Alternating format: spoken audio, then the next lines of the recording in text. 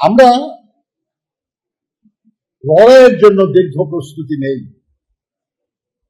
আমরা খুব সাহসিকতার সঙ্গে লড়াই করি। আমরা অনেক ত্যাগ স্বীকার করি, কিন্তু লড়াইয়ে বিজয়ের পর এই বাংলাদেশে যারা লড়াই করি আমরা যেন ক্লান্ত হয়ে যাই, আমরা যেন বিশ্রামে যাই, আমরা যেন মনে করি যে আমাদের কাজ হয়ে গেছে, এখন বাকি কাজটা অন্যরা করবে। ইতিহাস সাক্ষী এটা হয় না। যারা লড়াই করে তারা যদি তাদের লড়াইয়ের অর্জনকে ধরে রাখার ব্যাপারে দায়িত্বশীল ভূমিকা পালন না করে, তাহলে লড়াইয়ের অর্জন হারিয়ে যায় বেশিরভাগ।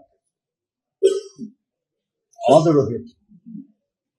আমাদের লড়াইকে বিভ্রান্ত করার অনেক চেষ্টা হয়েছে, কিন্তু সেটা সফল হয় না। ভাবেন একবার, আমরা যখন এরশাদের বিরুদ্ধে আন্দোলন করি, আন্দোলন যখন অত্যন্ত শক্তিশালী, সেই সময় ৮৬ নির্বাচনে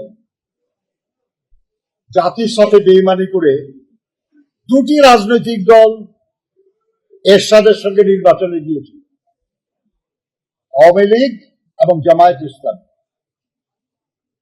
খুব ইন্টারেস্টিং একটা পয়েন্ট খেয়াল করবেন, স্বাধীন বাংলাদেশে জামাতে ইসলামীর নামে তারা প্রথম নির্বাচনে অংশগ্রহণ করে কিন্তু ১৯৮৬ সালে। ১৯৭৯ সালে তারা জামাতে ইসলাম নামে কোন দল কিন্তু নির্বাচনে অংশ নেয় নাই। যে দলটির অংশ নিয়েছিল, যে জোটের মতো, সেটা হল ইসলামিক ডেমোক্রেটিক লীগ, আইডিএল। তার মধ্যে জামাতের লোক ছিল, কিন্তু জামাত বলে তখনো পার্টি নির্বাচনে যায় না। তারা প্রথম গেল ১৯৮৬ সালে, যে নির্বাচনে বিএনপি অংশ নেয় নাই, আওয়ামী লীগ অংশ নিয়েছিল।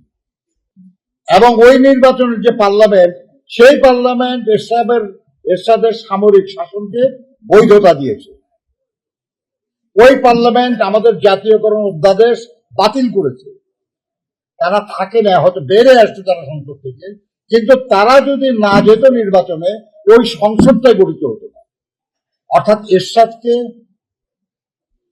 তার জীবন বাড়িয়ে দিয়েছে যারা ওই নির্বাচনে অংশগ্রহণ করেছে তারা। আর না হলে ৮৬ সালে এরশাদের পতন হওয়ার কথা।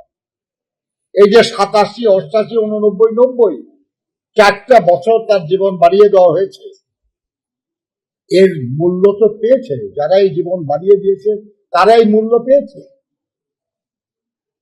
এর বিনিময়ে তো এরশাদ এই ২০২৪ পর্যন্ত আওয়ামী দুঃশাসনের সহযোগী ছিল। আওয়ামী লীগ তাদের সহযোগিতা করেছে টিকে থাকতে ১৯৮৬-তে, আর এর বিনিময়ে তারা সহযোগিতা করেছে আওয়ামী লীগকে টিকে থাকতে।